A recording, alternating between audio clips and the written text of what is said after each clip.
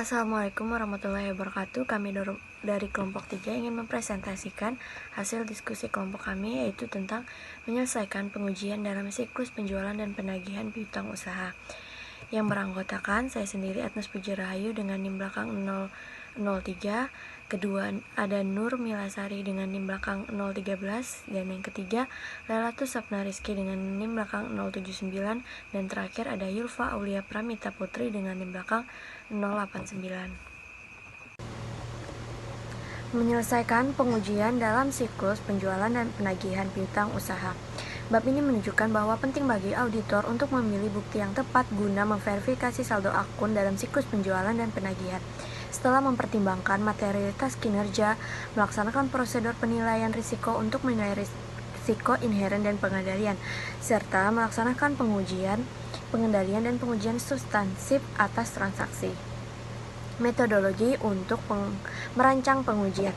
Bukti yang tepat akan diperoleh dari pengujian atas rincian saldo harus diputuskan berdasarkan tujuan per tujuan, karena beberapa interaksi mempengaruhi akan bukti dari pengujian atas rincian saldo. Keputusan audit ini akan menjadi kompleks. Tujuan audit berkaitan dengan saldo piutang usaha.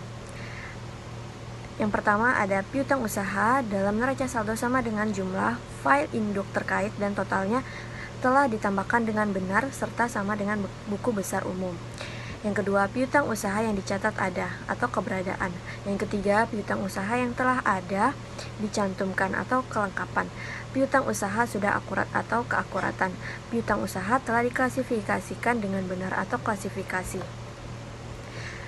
Pisah batas piutang usaha sudah benar atau pisah batas. Yang ketujuh, piutang usaha dinyatakan pada nilai realisasi atau nilai realisasi. Yang terakhir, kedelapan ada klien memiliki hak atas piutang usaha atau hak. Auditor menggunakan faktor-faktor yang ada dalam baris untuk membantu menilai resiko deteksi yang direncanakan bagi piutang usaha menurut tujuannya.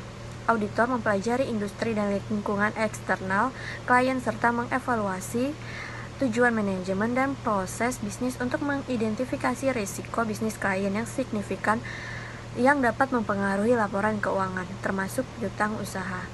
Sebagai bagian dari perolehan pemahaman tersebut, auditor juga melaksanakan prosedur analisis pendahuluan yang dapat menunjukkan kenaikan risiko salah saji piutang usaha. Menetapkan materialitas kinerja dan menilai risiko inheren. Tahap pertama, auditor akan memutuskan pertimbangan pendahuluan mengenai materialitas laporan keuangan secara keseluruhan dan kemudian mengalokasikan jumlah pertimbangan pendahuluan ke setiap akun neraca yang signifikan termasuk piutang usaha. Alokasi ini disebut sebagai penetapan materialitas kinerja. Ketika menilai risiko inheren bagi setiap tujuan untuk akun-akun seperti piutang usaha, auditor mempertimbangkan risiko bisnis klien dan sifat klien serta industrinya. Standar auditing mengidentifikasikan bahwa auditor harus mengidentifikasikan secara formal risiko kecurangan tertentu menyangkut pengakuan pendapatan. Menilai pengendalian siklus penjualan dan penagihan. Tahap pertama, bagi sebagian besar perusahaan, pengendalian internal terhadap penjualan dan penerimaan kas serta piutang usaha terkait setidaknya harus cukup efektif karena manajemen sangat menginginkan catatan yang akurat untuk mempertahankan hubungan baik dengan pelanggan. Auditor terutama harus memperhatikan 3 aspek pengendalian internal. Yang pertama, pengendalian yang mencegah atau mendeteksi penggelapan. Yang kedua, pengendalian terhadap pisah batas. Yang ketiga, pengendalian yang terkait dengan penyisihan piutang tak tertagih. Jika retur dan pengurangan penjualan serta penghapusan piutang usaha tertagih berjumlah signifikan, penilaian risiko pengendalian juga harus dipertimbangkan untuk kedua kelas tersebut.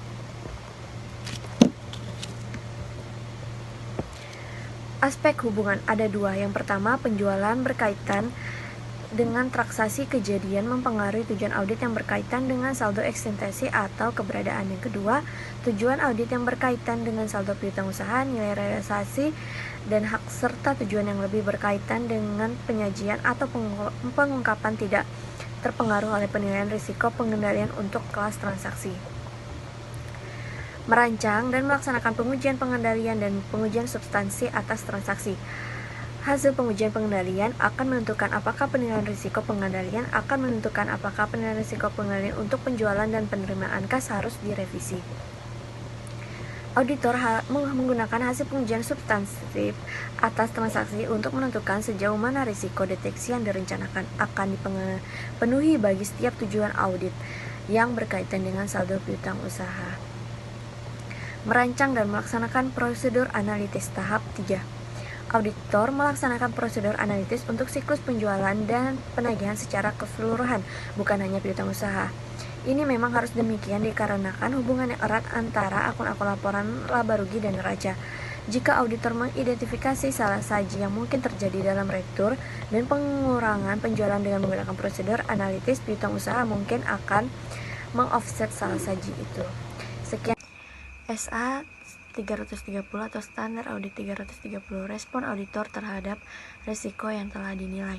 Tanpa memperhatikan risiko yang telah dinilai atas kesalahan penyajian material, auditor harus merancang dan melaksanakan prosedur substansif untuk setiap golongan transaksi, saldo akun, dan pengungkapan yang material.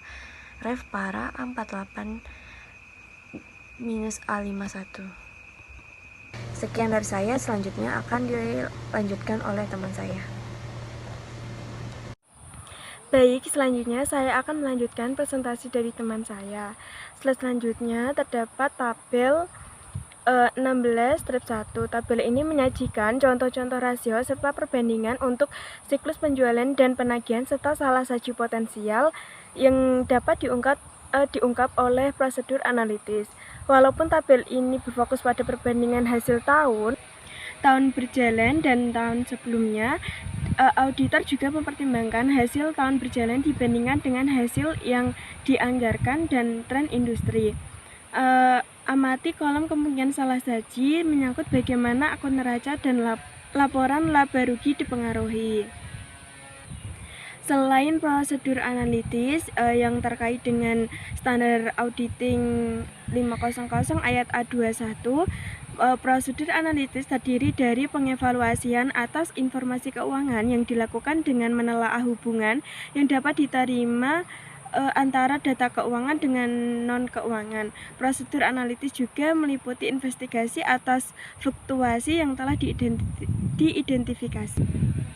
Auditor juga harus mereview piutang usaha yang memiliki jumlah yang besar dan tidak biasa, seperti saldo yang besar, piutang yang telah lama beredar, dan perusahaan afiliasi, pejabat, direktur, dan pihak lain yang terkait, serta saldo kredit. Selanjutnya, merancang dan melaksanakan pengujian atas rincian saldo piutang usaha pada tahap 3. Pengujian atas rincian saldo yang tepat tergantung pada faktor-faktor yang tercantum pada kertas kerja perencanaan bukti. Resiko deteksi yang direncanakan untuk setiap tujuan audit yang berkaitan dengan piutang usaha ditunjukkan pada garis kedua dari bawah. Tugas menggabungkan faktor-faktor menentukan resiko deteksi yang direncanakan sangatlah kompleks karena pengukuran setiap faktor bersifat tidak jelas dan bobot yang tepat akan diberikan pada setiap faktor yang sangatlah subjektif. Bukti audit yang direncanakan adalah kebalikan dari risiko deteksi yang direncanakan. Bukti audit yang direncanakan adalah kebalikan dari risiko deteksi yang direncanakan. Bukti audit yang direncanakan bagi tujuan tertentu adalah tinggi, sedang, atau rendah. Kemudian auditor harus memutuskan prosedur audit yang sesuai, ukuran sampel, item yang dipilih, dan penetapan waktu. Slide selanjutnya terdapat merancang pengujian atas rincian saldo. Ketika membahas pengujian atas rincian saldo piutang usaha, kita akan berfokus pada tujuan audit yang berkaitan dengan saldo. Kita juga akan mengasumsikan dua hal, yakni yang pertama, auditor telah menyelesaikan kertas kerja perencanaan bukti yang serupa dengan yang ada di gambar 16 Step 7. Yang kedua, auditor telah memutuskan risiko deteksi yang direncanakan untuk pengujian atas rincian saldo bagi setiap tujuan audit yang berkaitan dengan saldo. Selanjutnya, piutang usaha ditambahkan dengan benar dan sama dengan file induk serta buku besar umum. Sebagian besar pengujian piutang usaha dan penyisihan piutang tak tertagih didasarkan kepada Aged Trial Balance. Aged Trial Balance menyajikan daftar saldo-saldo dalam file induk piutang usaha pada tanggal neraca, termasuk saldo pelanggan individual yang beredar dan rincian setiap saldo pada waktu antara tanggal penjualan dan tanggal neraca. Selanjutnya, terdapat piutang usaha yang dicatat memang ada. Jadi, konfirmasi saldo pelanggan merupakan pengujian atas rincian saldo paling penting untuk menentukan keberadaan atau eksistensi piutang usaha yang dicatat. Jika pelanggan tidak merespon konfirmasi, auditor juga akan memeriksa dokumen pendukung guna memverifikasi pengiriman barang dan bukti penerimaan kas untuk menentukan apakah piutang telah tertagih. Selanjutnya, terdapat juga piutang usaha yang ada telah dicantumkan. Jika sama penjual kepada pelanggan dihilangkan dari jurnal penjualan, kurang saji piutang usaha hampir tidak mungkin ditemukan dengan pengujian atas rincian saldo. Kurang saji penjualan dan piutang usaha dapat diungkapkan oleh pengujian substantif atas transaksi untuk pengiriman yang telah dilakukan tetapi belum dicatat. Tujuannya kelengkapan bagi pengujian transaksi penjualan dan oleh prosedur analitis. Selanjutnya, piutang usaha sudah akurat. Jadi, konfirmasi akun yang dipilih dari neraca saldo merupakan pengujian atas rincian saldo piutang umum bagi keakuratan piutang. Dan terdapat juga piutang usaha diklasifikasikan dengan benar. Auditor dapat mengevaluasi klasifikasi piutang usaha relatif jauh lebih mudah dengan mereview Aged Trial Balance untuk piutang yang material dari afiliasi pejabat, direktur, atau pihak terkait lainnya. Ada hubungan yang erat antara klasifikasi tujuan audit yang berkaitan dengan saldo dan klasifikasi terkait dengan tujuan penyajian dan pengungkapan yang dapat dipahami. Next, ada pisah batas piutang usaha sudah benar. Jadi salah saji pisah batas atau cut off misstatement terjadi apabila transaksi periode berjalan dicatat dalam periode selanjutnya atau sebaliknya. Tujuannya adalah untuk memverifikasi apakah transaksi tersebut yang mendekati akhir periode akuntansi telah dicatat pada periode yang tepat. Next, ada pisah batas penjualan. Menentukan prosedur yang akan digunakan jika pengendalian internal klien sudah memadai. Biasanya auditor dapat memverifikasi pisah batas dengan memperoleh nomor dokumen yang pengiriman untuk pengiriman terakhir yang dilakukan pada akhir periode dan membandingkan nomor tersebut dengan penjualan yang dicatat pada periode berjalan atau periode selanjutnya. Terima kasih, selanjutnya akan dilanjutkan oleh teman saya.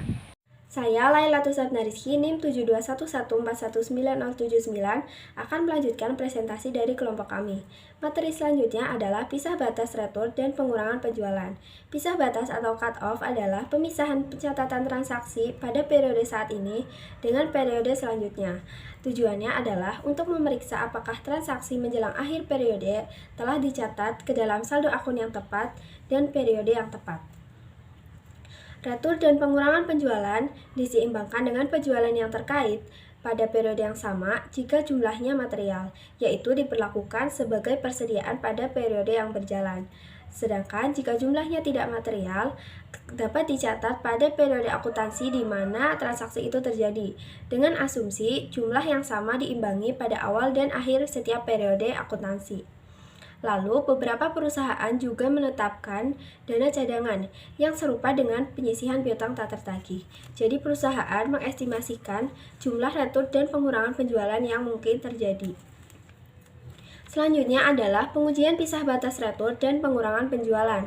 Auditor dapat memeriksa dokumen bukti pendukung terkait sampel retur dan pengurangan penjualan yang dicatat selama beberapa minggu setelah tanggal penutupan untuk menentukan tanggal penjualan yang terkait. Jadi yang diperiksa adalah sampelnya saja. Tetapi jika pengendalian internal atas retur dan pengurangan penjualan ini tidak efektif, maka dapat diperlukan sampel yang lebih besar lagi. Kemudian, pisah batas penerimaan kas. Pisah batas kas yang salah saji memang hanya mempengaruhi saldo kas dan piutang usaha, bukan laba dan laporan secara keseluruhan. Namun, jika salah sajinya material, dapat mempengaruhi kewajaran penyajian akun-akun tersebut. Misalnya, akun kas jika bersaldo terlalu kecil atau bahkan negatif. Selanjutnya, pengujian pisah batas penerimaan kas dapat dilakukan dengan penyelenggaraan pembukuan penerimaan kas terbuka, yaitu dengan memeriksa laporan bank untuk menelusuri penerimaan kas. Jika ada penundaan selama beberapa hari, maka terdapat salah saji pisah batas. Namun, terdapat perbedaan antara salah saji pisah batas dengan perbedaan waktu yang mungkin terjadi. Jadi, tidak selamanya penundaan pencatatan ini adalah pisah batas, bisa juga merupakan perbedaan waktu. Contohnya, pelanggan mengirim cek untuk melunasi utangnya pada klien pada tanggal 30 Desember, tetapi klien baru mencatatnya pada tanggal 2 Januari, karena adanya perbedaan waktu pengiriman, sehingga terdapat perbedaan pencatatan antara dua organisasi ini pada tanggal 31 Desember. Ini bukanlah salah saji pisah batas, tetapi hanya perbedaan waktu. Untuk membedakan antara keduanya, perlu dilakukan konfirmasi pemeriksaan dokumen bukti pendukung. Selanjutnya adalah piutang usaha dinyatakan pada nilai realisasi, yaitu piutang usaha kotor dikurangi dengan penyisihan piutang tak tertagih. Auditor mengevaluasi apakah saldo penyisihan tersebut masuk akal menurut pertimbangan fakta dan data yang ada. Kemudian, auditor dapat menyiapkan skedul audit yang menganalisis penyisihan piutang tak tertagih tersebut. Lalu, auditor juga mereview hasil pengujian pengendalian internal yang berkaitan dengan kebijakan kredit perusahaan, yaitu bagaimana tata cara perusahaan menerima pengajuan kredit. Selanjutnya, auditor juga dapat memeriksa piutang tak lancar pada age trial balance. Berikut adalah contoh analisis piutang tak tertagih pada Hillsborough Hardware. Lalu, terkait piutang tak tertagih, beberapa klien memutuskan untuk menetapkan histori penghapusan piutang yang benar-benar tidak tertagih selama satu periode sebagai referensi. Misalnya, 2% dari piutang lancar, 10% dari piutang 30-90 hari, dan 35% dari semua saldo di atas 90 hari sebagai piutang tak tertagih. Hal ini merupakan hak dan kebijakan klien untuk menentukan presentase. Namun, auditor juga harus memverifikasi ketepatan presentase yang digunakan berdasarkan fakta yang ada. Nah, presentasi tersebut dapat auditor gunakan untuk membandingkan hasilnya dengan saldo akun penyisihan, apakah selisihnya seimbang atau terlalu jauh. Kemudian ada beban piutang tak tertagih. Setelah auditor melakukan pengujian terhadap penyisihan piutang tak tertagih, jauh lebih mudah memverifikasi beban piutang tak tertagih. Jadi, pengujian terhadap beban piutang tak tertagih ini dapat dilakukan dengan asumsi saldo awal akun penyisihan piutang tak tertagih diverifikasi sebagai bagian proses audit. Kemudian, saldo akhir akun penyisihan piutang tak tertagih juga diverifikasi dengan berbagai cara. Yang terakhir, penghapusan piutang tak tertagih diverifikasi sebagai bagian dari pengujian substantif atas transaksi. Selanjutnya, klien memang memiliki hak atas piutang usaha, namun beberapa klien menggunakan piutang usaha ini sebagai jaminan untuk penggadaian, dijual atau difaktorkan, sehingga mungkin menimbulkan risiko tertentu. Disinilah auditor dapat mereview notulen rapat, diskusi dengan klien, mengkonfirmasi dengan bank, memeriksa kontrak utang terkait bukti piutang usaha yang digadaikan untuk jaminan, serta memeriksa file korespondensi atau surat-surat yang terkait. Hal ini dilakukan untuk mengungkapkan bahwa klien memiliki hak yang terbatas atas piutang usaha. Selanjutnya adalah penyajian dan pengungkapan piutang usaha. Auditor harus memahami dan mengevaluasi kebijakan pengakuan pendapatan klien sehingga dapat ditentukan apakah hal tersebut layak diungkapkan pada laporan keuangan. Jadi, pengujian yang telah kita lakukan sebelumnya terhadap retur dan pengurangan penjualan, terhadap kas, terhadap beban piutang tak tertagih dan piutang tak tertagih itu dilakukan untuk penyajian dan pengungkapan piutang usaha. Dalam standar auditing 330 nomor 24 juga menyebutkan bahwa prosedur audit harus dilaksanakan untuk menilai penyajian dan pengungkapan yang bersangkutan sesuai dengan standar. Jadi, auditor perlu memahami standar akuntansi beserta persyaratan penyajian dan pengungkapan. Ada konfirmasi piutang usaha. Konfirmasi sangat penting dalam pengujian atas rincian saldo piutang usaha. Standar audit 500 pada poin A18 menyatakan konfirmasi merupakan respon tertulis secara langsung dari pihak ketiga maupun debitur dalam bentuk kertas atau digital. Tujuannya adalah untuk memenuhi eksistensi, keakuratan, serta pisah batas. Nah, konfirmasi eksternal ini hanya diperlukan pada piutang usaha yang material saja. Kemudian, standar auditing 500 pada poin A31 juga menyatakan bahwa bukti audit yang diperoleh secara langsung oleh auditor lebih dapat diandalkan daripada bukti yang diperoleh secara tidak langsung atau melalui penarikan kesimpulan. Jadi, bukti yang diperoleh secara langsung ini contohnya konfirmasi eksternal. Kemudian, ada dua jenis konfirmasi, yaitu konfirmasi positif dan konfirmasi negatif.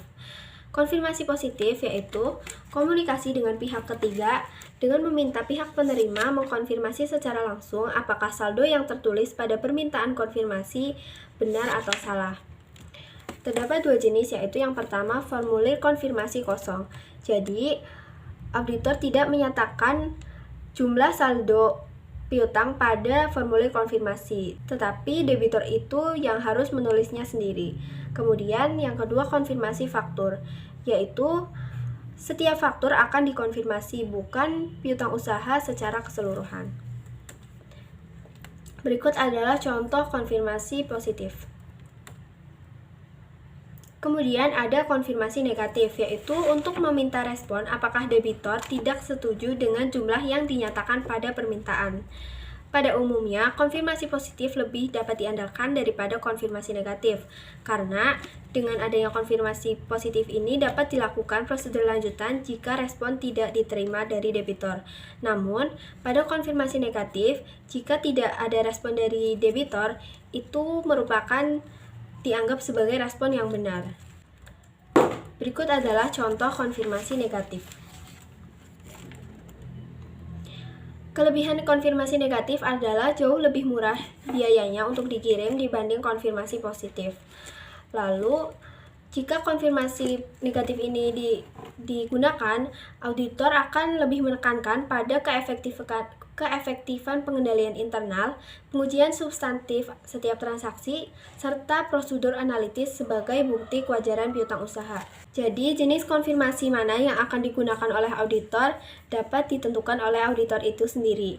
Pada umumnya, auditor dapat menggunakan salah satunya saja atau keduanya, sesuai dengan kebutuhan.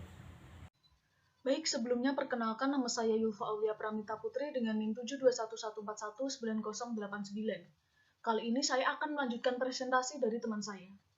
Baik, untuk yang selanjutnya adalah penetapan waktu, di mana bukti yang paling dapat diandalkan dari konfirmasi baru akan diperoleh jika konfirmasi itu dikirim secepat mungkin dengan tanggal neraca. Hal ini akan memungkinkan auditor untuk menguji secara langsung saldo piutang usaha pada laporan keuangan tanpa harus membuat kesimpulan apapun mengenai transaksi yang terjadi antara tanggal konfirmasi dan tanggal neraca. Selain itu, sebagai cara untuk menyelesaikan audit secara tepat waktu, auditor juga perlu mengkonfirmasi piutang pada tanggal interim. Biasanya, auditor akan membuat jadwal di muka yang merekonsiliasi saldo piutang usaha pada tanggal konfirmasi dengan piutang usaha pada tanggal neraca. Untuk yang selanjutnya adalah keputusan sampling. Unsur-unsur yang harus diperhatikan auditor dalam keputusan sampling adalah sebagai berikut. Yang pertama ada ukuran sampel. Faktor-faktor utama yang mempengaruhi ukuran sampel untuk mengkonfirmasi piutang usaha berada dalam beberapa kategori dan mencakup hal-hal berikut ini. Yang pertama ada materialitas kinerja, yang kedua ada resiko inherent di mana ukuran relatif total piutang usaha, jumlah akun, hasil tahun sebelumnya, dan salah saji yang diharapkan. Lalu yang ketiga ada resiko pengendalian, yang keempat ada resiko deteksi yang dicapai dari pengujian substantif lainnya di mana luas dan hasil pengujian substantif atas transaksi, prosedur analitis, dan pengujian yang terinci lainnya. Lalu terdapat jenis konfirmasi, di mana terdapat negatif yang biasanya memerlukan ukuran sampel yang lebih besar. Lalu yang kedua ada pemilihan item untuk pengujian. Dalam hal ini diperlukan beberapa jenis stratifikasi atau tingkatan pada sebagian besar konfirmasi. Dalam pendekatan umum stratifikasi untuk memilih saldo yang akan dikonfirmasi, auditor mempertimbangkan baik nilai setiap piutang maupun lamanya waktu piutang tersebut telah beredar. Kebanyakan audit terdapat penekanan yang harus lebih diberikan kepada pengkonfirmasian saldo yang lebih besar secara signifikan. Lalu yang ketiga ada penerimaan kas selanjutnya. Bukti penerimaan kas selanjutnya pada tanggal konfirmasi meliputi pemeriksaan remittance advice, ayat jurnal dalam catatan penerimaan kas, atau mungkin kredit selanjutnya dalam file induk piutang usaha.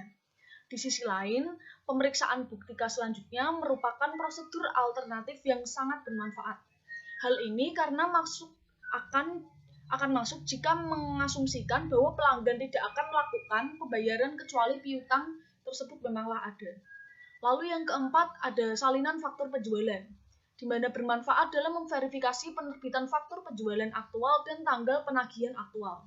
Lalu yang kelima ada dokumen pengiriman, unsur penting dalam menentukan apakah pengiriman sudah benar-benar dilakukan dan sebagai pengujian pisah batas. Lalu yang keenam ada korespondensi dengan klien, di mana korespondensi dapat digunakan untuk mengungkapkan piutang yang diperselisihkan dan yang meragukan, serta tidak terungkap oleh cara lainnya. Lalu untuk yang selanjutnya ada analisis perbedaan.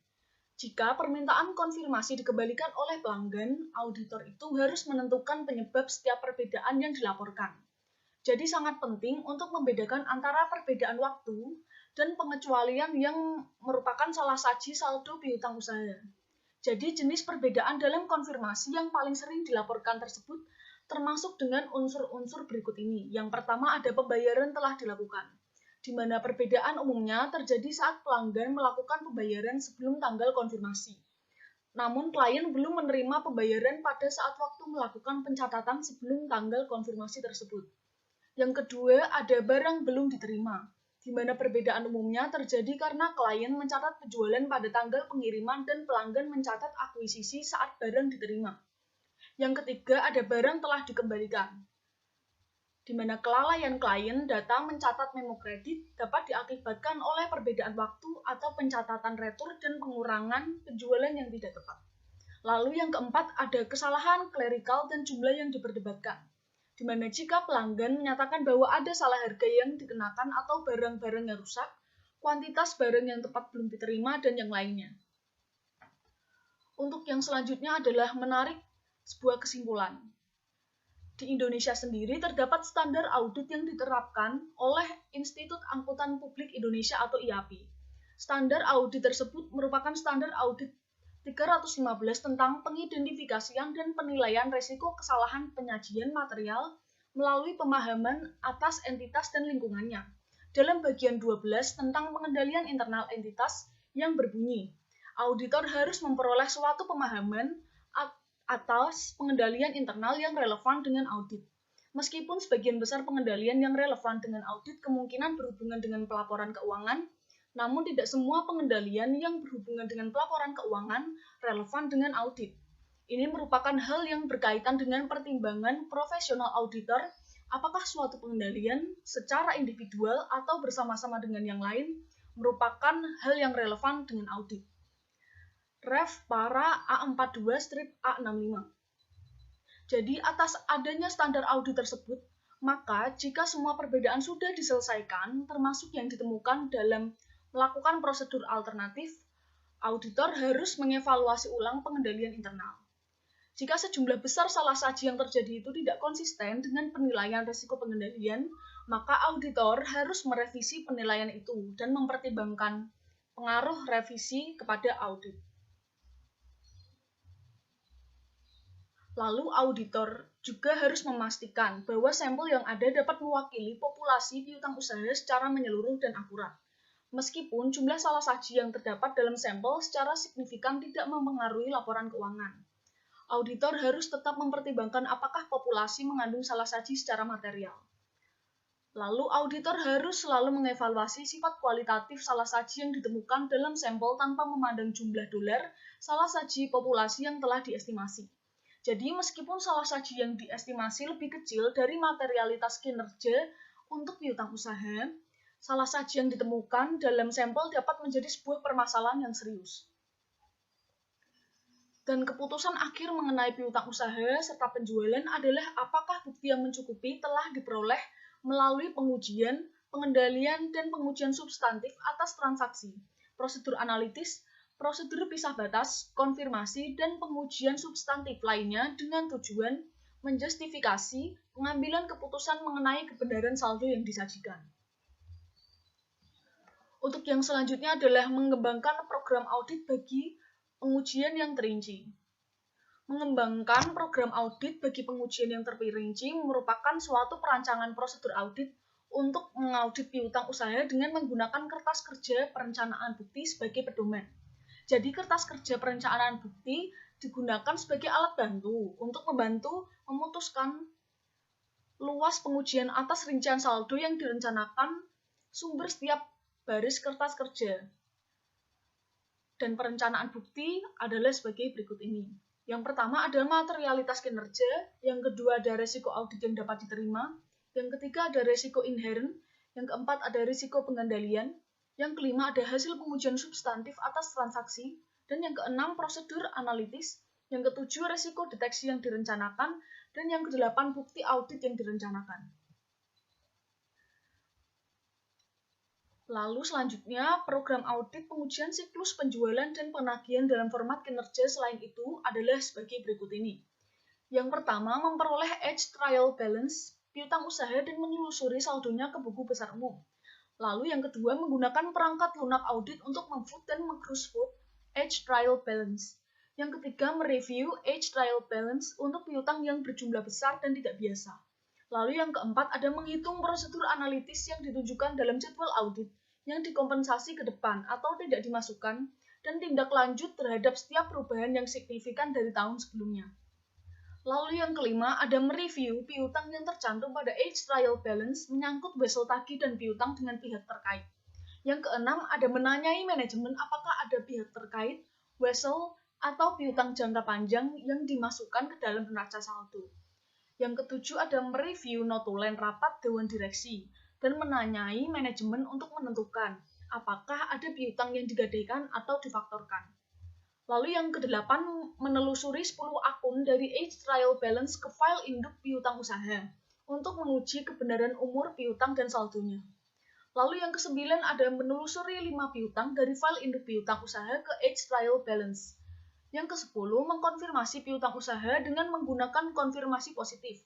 Mengkonfirmasi semua jumlah di atas materialitas dan memilih sampel statistik dengan menggunakan perangkat lunak.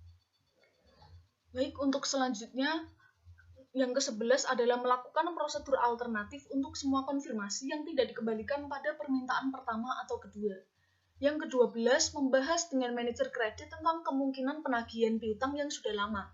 Memeriksa penerimaan kas selanjutnya dan file kredit atas semua piutang yang berjumlah lebih besar selama 90 hari dan mengevaluasi apakah piutang tersebut dapat ditagih atau tidak. Lalu yang ke-13, mengevaluasi apakah pengisian sudah memadai setelah melakukan prosedur audit lainnya menyangkut kolektibilitas atau ketertagihan piutang. Lalu yang ke-14, memilih 20 transaksi penjualan terakhir dari jurnal penjualan pada tahun berjalan dan 20 transaksi pertama dari tahun selanjutnya, serta menelusuri masing-masing ke dokumen pengiriman terkait, dengan memeriksa tanggal pengiriman aktual dan mengoreksi pencatatan. Dan yang terakhir, ke-15, mereview return dan pengurangan penjualan yang besar sebelum dan setelah tanggal neraca untuk menentukan apakah telah dicatat dalam periode yang benar. Baik, cukup sekian dari kami. Kurang lebihnya mohon maaf. Terima kasih. Wassalamualaikum warahmatullahi wabarakatuh.